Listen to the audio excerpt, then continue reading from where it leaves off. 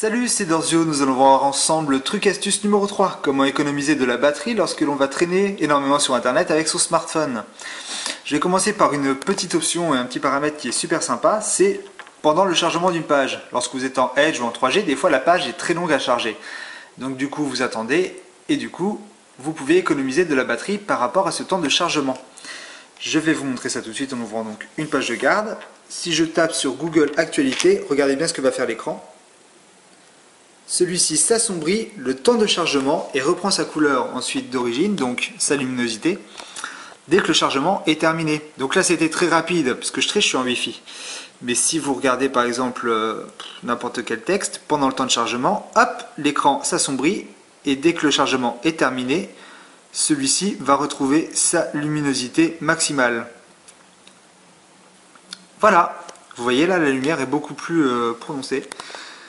Donc c'est très intéressant d'utiliser ça, surtout si vous êtes à cheval entre un réseau qui va entre Edge et 3G, quoi.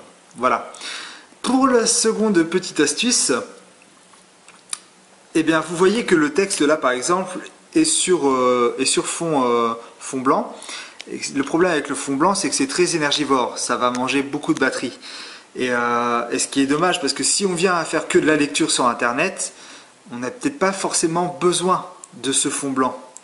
Il y a une option que je vais vous montrer et vous détailler qui s'appelle le rendu inversé. C'est-à-dire qu'il va inverser le blanc et va le rendre noir, et donc le texte qui était noir sera blanc.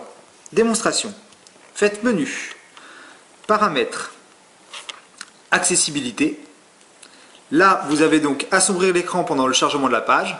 Je vous invite à le faire.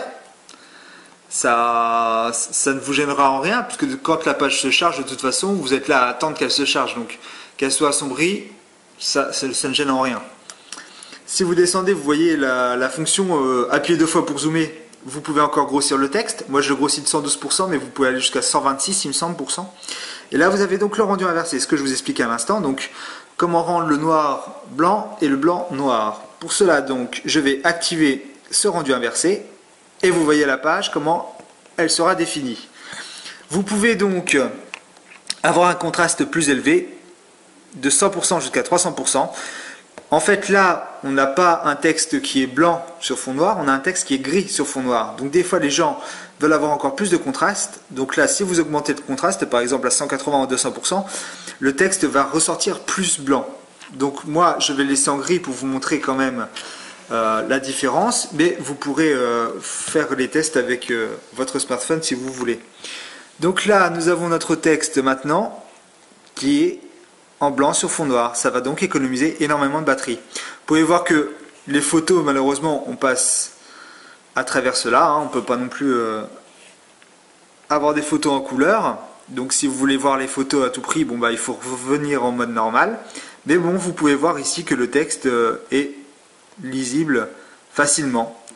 Après, vous pouvez donc améliorer le contraste et avoir un texte encore plus blanc et ça saute encore plus aux yeux. Si je fais l'option lire, le rendu inversé continue à être présent. Donc c'est pas du tout agressif hein, au niveau de la lecture et je trouve ça plutôt astucieux de la part de HTC de nous avoir permis de rendre cette lecture là moins énergivore, quoi. Ainsi vous économisez énormément de batterie hein, pour ceux qui lisent beaucoup sur internet. Voilà, j'espère que cette petite option vous sera utile. A plus.